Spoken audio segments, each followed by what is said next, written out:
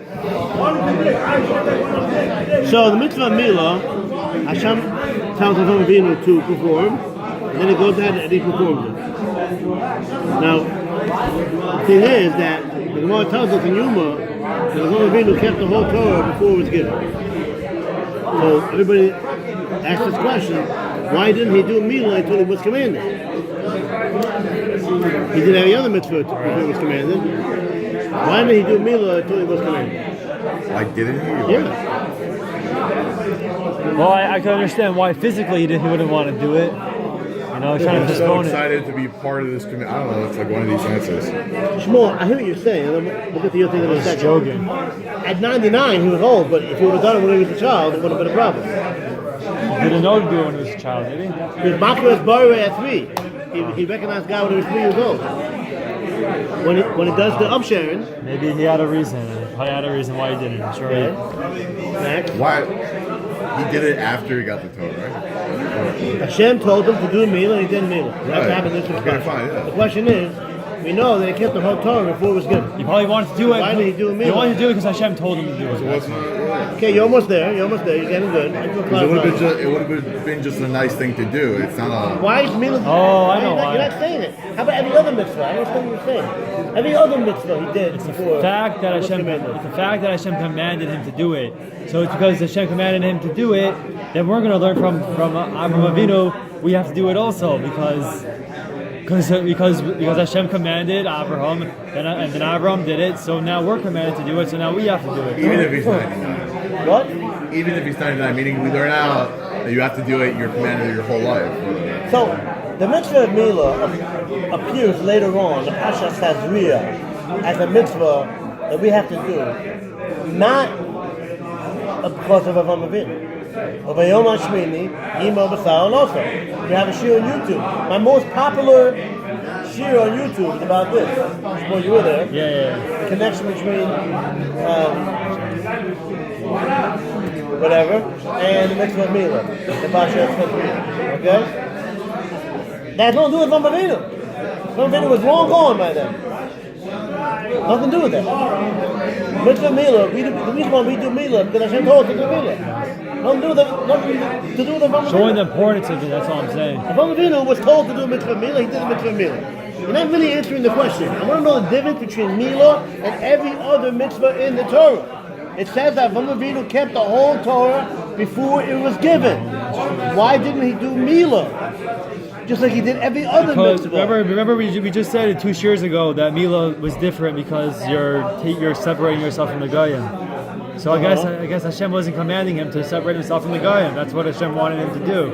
I mean, Hashem didn't want him to do that until that very point. Very interesting. Very interesting. Okay. That's a possibility. I don't have an answer. Both good answers. Not having an answer is a good answer. And what Shmuel said is very interesting. Okay? So there are a lot of classic answers given to this question. One answer, a cute answer, is that you can keep all the mitzvahs, and that's not a problem. But any mitzvah that has an avera connected to it, that you have no heter to do. Well, the affair is to dirty yourself. The korbo b'atzmo. Person's not allowed to korbo b'atzmo. Person cannot make an affliction on himself. So, to shake lulav, you can do. There's no issue of shaking a lulav. Was Yom Kippur available at that time or no? Like, is there a concept of Yom Kippur, do you think? Yeah, so he probably kept Yom Kippur. He probably didn't eat So Yom Kippur. that's kind of afflicting yourself. Why? Because you're fasting, you're not. That's what the Torah says. V'nisim b'naf yisraelika. You're supposed to afflict yourself. Right, fine, That's what it says, Shmuel Mag. Okay. Right, but he didn't get the Torah yet, so. But, so he kept that. That's what I'm saying. That he kept. What are you waiting on? Physically, You gotta be consistent. I'm going to answer your thing in a second. I am. No, you're not. You're not getting what I'm telling you. I am. You're obviously not. 1 second. To make a gash on your body, that's the prohibition. Okay? In Yom Kippur, when it says to afflict your soul, to fast, there's no prohibition against fasting. It's a mitzvah. So he kept Yom Kippur. But to go ahead and make it do a bris without the commandment, you have to have that say to be doing the Lord says that. You know that rule, right? Positive commandment overrides the negative commandment. You're not allowed now your sister-in-law. The mitzvah of the person cannot marry his brother's wife. even after he died. But the mitzvah of Yibum overrides the prohibition of marrying your sister-in-law. If you don't have that say, you can't be doing the Lord says that. So before Mila, you had no heter to make a cut in your body. Now, Shmuel, what do you have to say about that? You answered my problem. Okay, very good, no problem. So that's one famous answer to this question. Because now I'm in a second. In a second, I'll tell you another cute answer, and that is Mila is called a bris, a covenant. What is? Mila is called a bris Mila. A covenant, by definition, has two parts. Until Hashem was part of the picture, he couldn't do a bris. It wouldn't be a bris. Right. A bris needs two parties. That's the better answer. I like that. Yeah, it's the better. Okay. So until you have Hashem, it wouldn't be a bris. It would be a Mila. What do you mean? It would be a bris. You always had Hashem. Okay. So you have the tzibur. So you have the commandment. I'm still trouble with the first answer because you were saying, in terms of Yom Kippur. Yeah. What? I'll answer it. Okay, no problem. Fine, I'll ask it after. No, ask it, because I also have a problem with it. I also have a problem with it. Let's get this clear.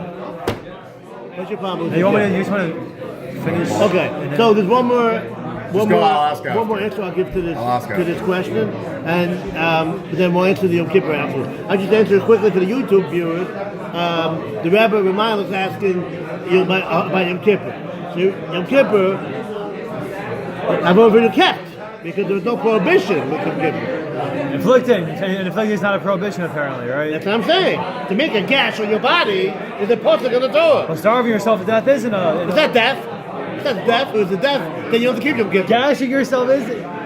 Well, Yom Kippur. Okay, listen, I'd rather gash... You don't have a choice, dude. It's Right. God. What are you talking about? Very simple. God made It's the more rule. painful to fast. It's not too painful. It's very simple. God made the rule. You're not allowed to cut into your body. Period. The mitzvah of Mila overrides that prohibition. Yom Kippur is not prohibited. You're allowed to fast. You're not dying. If you're dying, you can't do it even now. Even now. Yom Kippur is not done for death. The only three things that you cannot override, even if you're going to die. Yom Kippur is not one of them. All right, I'll So it's not a talk question. about it later. It's not a question. I'm not sure what you're saying. You have different opinions on what inflicting really means. That's what the problem is. No, the Talmud... You think it just means to gash yourself? I say it's In not. the Talmud, when it says to afflict your soul, the Gemara learns out that that's talking about Yom Kippur, that we don't eat. We don't eat on Yom Kippur. But there's no prohibition against making a fast day. Nowadays, the person says, I'm going to make a hunger strike. It's not prohibited. It's not a good idea. It's weird. You may question who your mother is. Are you really Jewish?